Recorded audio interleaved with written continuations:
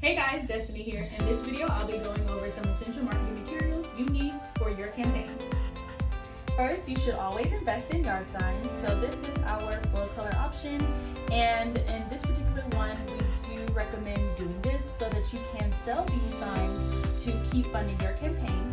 And in this particular design, we do have our QR code so that voters can navigate your website or your social media.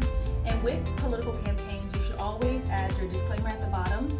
And depending on your political party, you can add or take away the union vote option. Outside of the full color option, you can do the traditional 1 to 2 colors, as well as add that to your order with free 30-inch seats. And next we have push cards. Push cards are really good and very popular in the political scene. And most of the time they put their pictures, their taglines, their campaign slogans, as well as a few bullet points of their message.